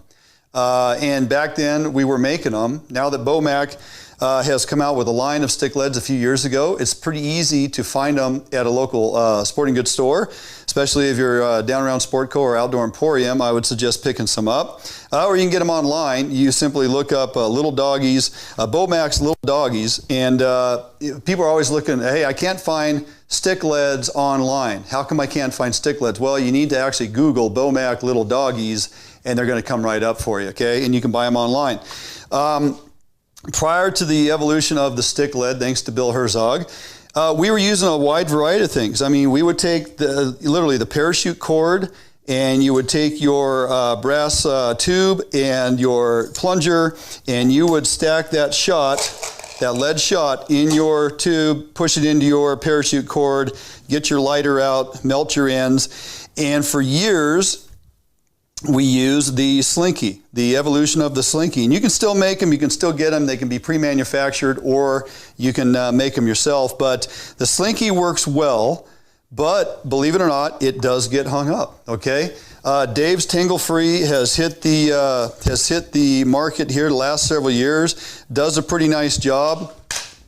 It is a coated weight with a swivel, a nice open barrel swivel on the top. The thought process is there as this bounces down the river and it gets kind of caught up in something.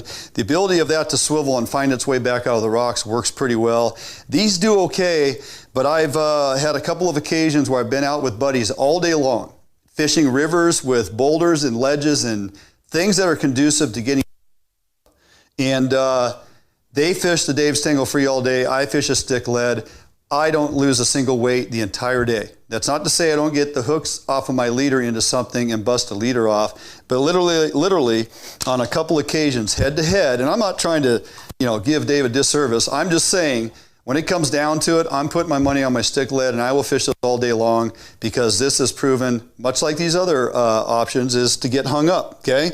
Back before Dave's Tangle Free even, I would use these small dropper weights. And you could get them in 1/4 ounce or 1/2 ounce or go as big as you want. Why? Because they're a lead with a built-in swivel. Same theory. Dave did a nice job coming out with these because, again, they're coated, so they're a little more greasy, I guess, on rocks and whatnot, and they pull out of getting hung up. This used to work back in the day pretty good, but, again, would still get hung up, okay? Some other options, the 1/16 size pencil lead, okay?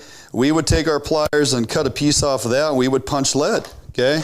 I just simply take that, smash that down. I like to flatten it out first before I try to punch that hole in. Then I take the punches on my plier, and I'd pop a hole in that and create that nice little piece of lead. The thought process there, you hook that into your swivel, and when any of these, when it's pressed thin like that, I think you can probably see that, and you put that hole punch in there. With that swivel through there and that lead gets hung up, it simply just rips out of there and breaks away, so you get your offering back and just simply replace your lead. And that had worked for years as well. The evolution of the stick lead, pretty darn simple. Herzog introduced this to me years ago, and primarily for drift fishing out on the Olympic Peninsula in the bouldery conditions, rivers that have ledges and clay ledges and boulders and things that weight likes to get stuck into. Drift fishing a stick lead. This was an evolution out of the walleye fishermen. They would use long pieces of weight. There were even reports of guys fishing certain bodies of water using something that resembled a straightened out coat hanger. Because to get the proper amount of weight, it had to be quite a bit longer because, just not a lot of weight to it. So you take a long, skinny piece of lead, you hang it on your presentation. It's not going to do very well on its own. It's just soft lead. Over time, it's just going to get beat up and ball up, and pretty soon you got this bent up piece of lead that gets hung up like everything else. You give it a rigid skeletal frame, okay? A 35 thousandths spinner wire, stainless. Now you can get spinner wire 35 thousandths and other sizes, but for the 1/8 hollow core, the hole diameter inside the hollow core, the 35 thousandths spinner shaft works best. And you go with stainless because stainless has a bendability to it. You can get the same diameter of spinner shaft in galvanized, believe it or not, but what I find with the galvanized is it likes to bend and stay in the position it gets bent into. And having made some out of the galvanized wire, I would find that the thing would end up looking like an over-exaggerated banana, and you were constantly straightening out your weight. So go with the stainless. It's much more rigid and holds its form. And really, it's nothing more than taking your pliers. Now, you got to get the pliers that have the recess for cutting hollow lead. And you'll see that because it's a secondary cut in the tip that is made for cutting lead. And really what you're going to do is you measure this up, so that you don't go too far past, you don't want to go past the length of the spinner shaft. It's about 6 inches. You're going to take this and you're just going to put it in your plier. You're just going to wiggle that back and forth as you kind of squeeze on it, which allows the hole to remain open. If you crimp this down and close the hole on that, you're not going to be able to put that spinner shaft through there, okay? So we want to make sure the hole remains open. Now, we're just literally taking the spinner shaft and we're going to give this soft lead a rigid frame in there, okay? We're going to push it all the way down to the top so that at the end of it, your spinner wire should just barely stick out at the very bottom end, so you know you have the proper length on here, okay? Now we're going to take our pliers and at the very top by the loop, we're going to clamp that down, squeeze it nice and tight so it bites onto there. Now you can fish it like this, but I guarantee in the every so often when it does get hung up, if you pull it out, you're literally just going to pull that wire right out of that lead. You're going to leave that lead in the river. What you do is you take it down at the very end here, okay? And you're just going to roll that over.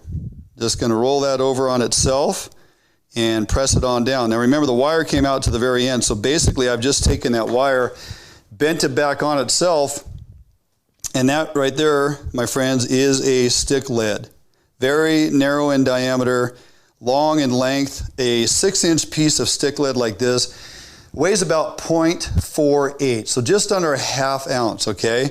Now, this is to where you make this, you can cut this to any length you want. If you're fishing water that doesn't handle a 6-inch lead because it constantly gets hung up and you need to fish it lighter, you just cut it in half. The thing is, only one end of this has a loop on it, so you can really only use the one end with the loop. The rest of it's just a piece of lead with a stick in it.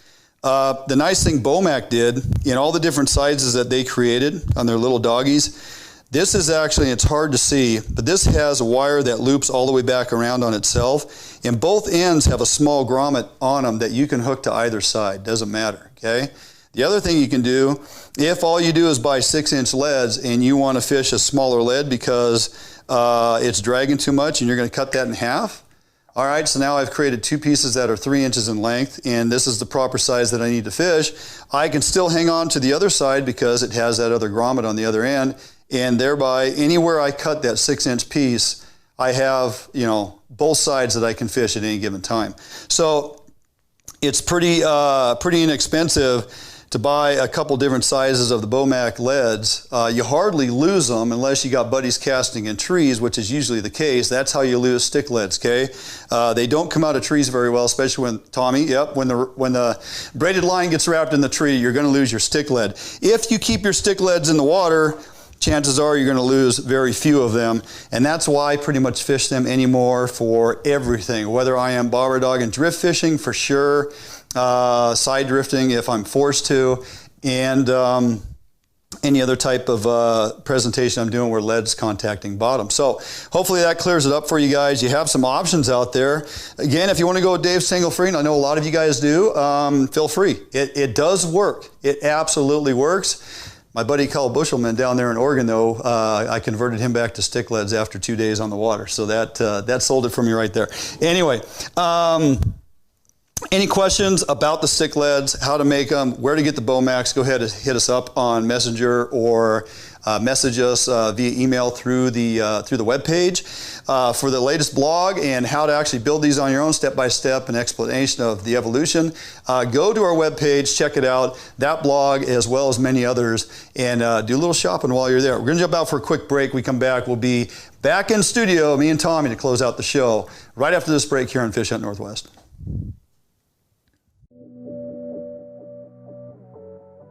Defiance boats are built without any structural wood materials. That is why we back our boats with a lifetime warranty. All of our Defiance boats come standard with large fish boxes that are fully insulated so that you can ice your fish properly all day.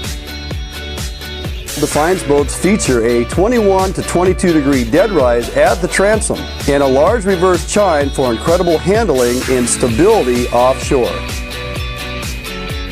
Defiance boats are foam flotation filled and unsinkable for the ultimate in safety while fishing offshore.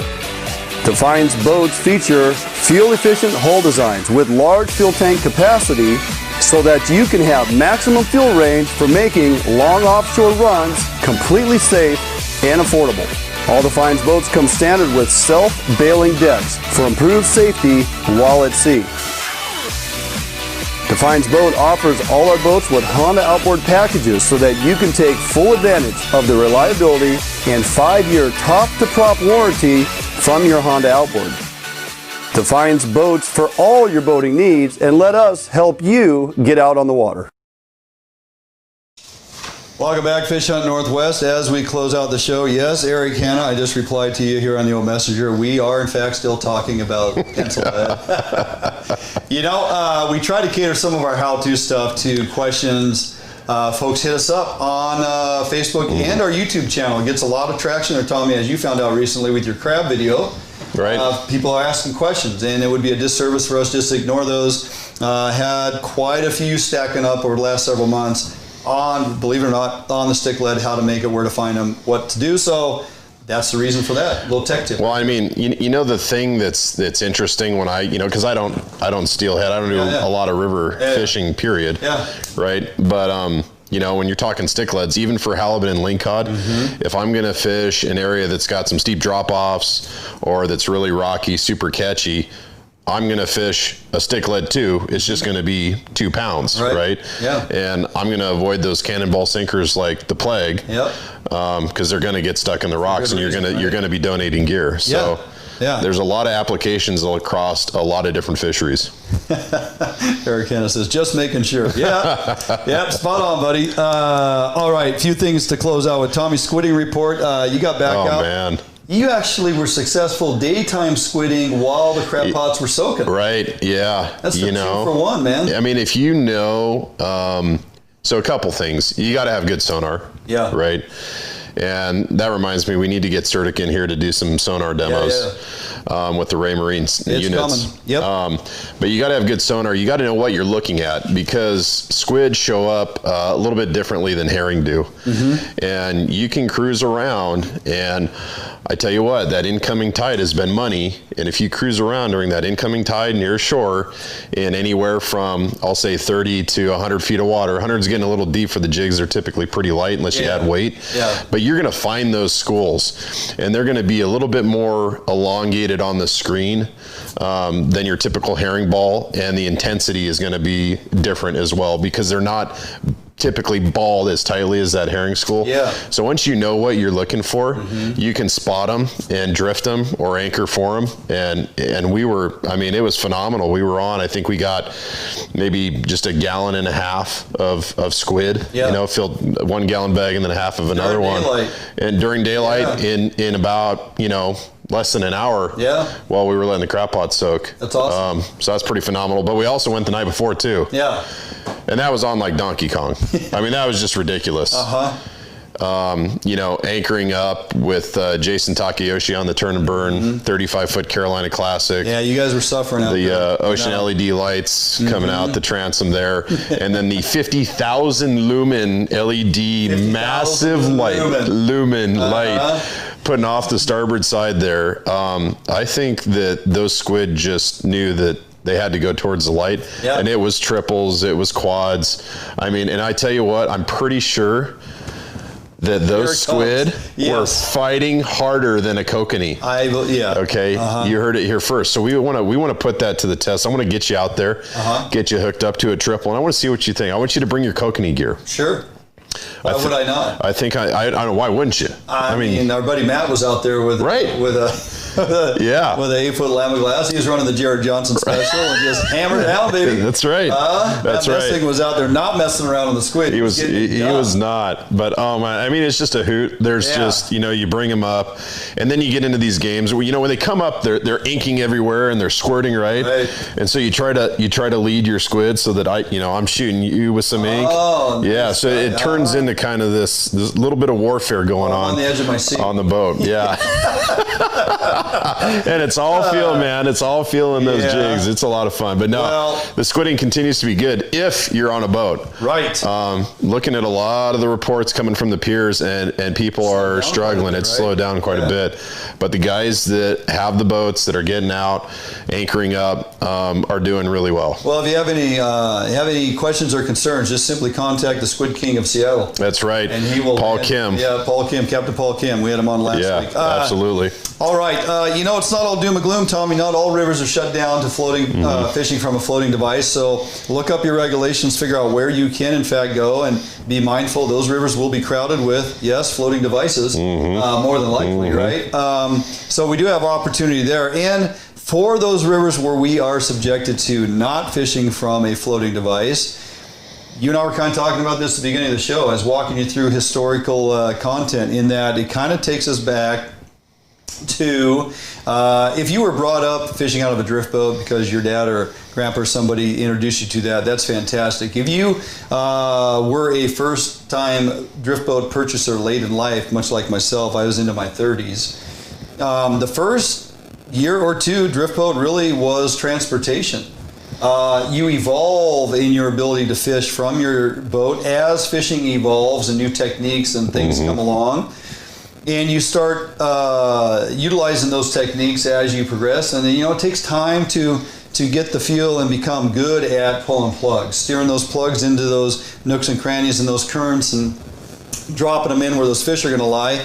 That doesn't happen overnight. It's not like flipping a switch. So, really, for a lot of guys and gals, the first year or two with your drift boat, back then especially, because we didn't have all these different techniques, there was just a few things you did. Your drift boat was transportation. You get down to a shallow area to get out and wade through water and fish, and/or fish from the gravel bar. So guess what? We're kind of heading back that way. One thing this does for us, Tommy, as we move through this opportunity this season, we will have some how-tos in the Bay Lab. We're going to break out the old school stuff. I'm going to bring you back to learn how to drift fish. We're going to talk about float drifting versus bobber dogging. We're going to talk about side planers. It's not that you can't use plugs just because you can't run a boat. How about anchoring up on a gravel bar, getting out and building a little fire, hanging out all day, waiting for fish to move through, and running those plugs on side planers. I mean, there's a lot of things we can do.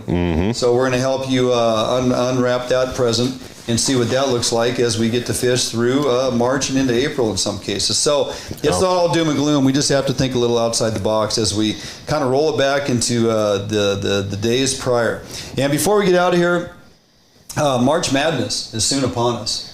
No, I'm not talking basketball because I don't really give a rat's butt about basketball, but we have March Madness announcement from the O'Loughlin Group. Yes, they're the ones that put on the sportsman shows, the RV show, and what have you. Yeah.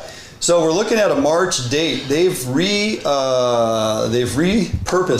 the sportsman shows, and they're going to have them out in March, right? 17th to the 21st, I believe, is for Washington. For Washington, Puyallup show, right? And the Northwest show down in just outside Portland there will be the 24th through the 28th. All happening in March. It's not a January, February deal now. Everything happening in March. And let's hope we're past a certain point in the COVID deal, or enough persons, you all go get it, the vaccine or what have you. Hopefully we land in a spot where we can all come together at the sportsman shows. I know we would certainly like to have our booth there. Yeah, no, I'm hopeful if King Inslee would allow us to. Yeah. So just something to think about, and there will be more info to come on that as we move closer to those target dates, mid-March and third week of March. Towards the end of March, if we can get you all to come down and support us there at the Puyallup Sportsman Show, and we are there, we will be there. The boat will be there, definitely. It'll be a good unveiling down there for sure. If in fact we're able to get there, because people are going to want to see that 21-foot Mustang hardtop. I'm here to tell you. Yeah. So, all right. Well, buddy. we got to bring the Cornivorous as well. You got to put the 29-foot Guadalupe in there. Into the show tent? Yeah. It won't even fit through the door. Oh. Okay. We'll park it out. I guess we'll have to put it outside. Yeah, we'll have to leave it outside. All right. Like that big dog you never allow in the house, right? Muddy feet and all. We'll see if we can get there, man. We'll get through the winter, get through the holidays. Hey, we're going to do one more show next Thursday. We are doing a show We're going to take a couple week break. We got Christmas Eve. We got New Year's Eve. You know, one thing about doing our show on Thursday is we're subjected to a couple things throughout the year. Monday night, or Thursday night football, of course, and then some of these holidays keep continuing to land on those Thursdays. So next week, be sure to join us next week. In the meantime, make sure you tune in tomorrow. Get to our Facebook page. Hit follow. Give us a like if you haven't. I don't know what you're waiting for. Secondary to that, more importantly, get on the links to join the commission meeting tomorrow. If it's your first time, I've tried to make it easy for you. Go to our Facebook page, find those links, click on them, enter the meeting via Zoom, and listen to what's going on. If you're working in your cubicle at work and can put that on your computer, at least listen to what's going on. It's beneficial. We need to support those that are supporting us in getting our fisheries back open, if that's the goal. We also need to hold our co-managers accountable, that it's all fair and above table across the board for everyone. Right? So there's some goals here. You need to be aware of what's going on and support those folks putting in the effort. So for that, I appreciate all the effort being put in by all those folks that have been working so hard the last couple of weeks in regards to this. Not a snafu, but we can't say what you called it at the break. A tarfu? Yeah, it can be a tarfu. Okay. With that, check out our website. Go to www.fishhuntnw.com. Check out the special on our Facebook page, only through Saturday morning. Save yourself $50 on some great Abu Garcia reels. They make fantastic Christmas gifts. And also, go to our webpage, check out the blogs, the information, do a little shopping, get family members a gift card. They can come back to our webpage and shop later, pick out the size that they need for whatever it is that they want. So I love the new camo hoodies. They're great. Are freaking awesome. And we got so many colors. Yeah. And patterns. Yeah, a lot of different patterns. Something for everybody. And we're rocking that American flag on the sleeves. So that's right. You got to love that, baby. Yeah. All right. Everybody have a great evening. Thanks for tuning in tonight. Lots of content covered. Hit us up with messages on our Facebook page. Go to Instagram and Twitter. Check out what we got going there. Join us on our YouTube channel. Hit the subscribe. Let's get us over that piddly 3,000. Yeah, could we please? The little engine that could. We're just barely going up that hill. So we'll get there. Appreciate all the support. Have a great week. Post your successes on our Facebook page. Give us pictures of those kids having fun. And have a great week. Be safe. We'll see you next Thursday right here at 6 p.m.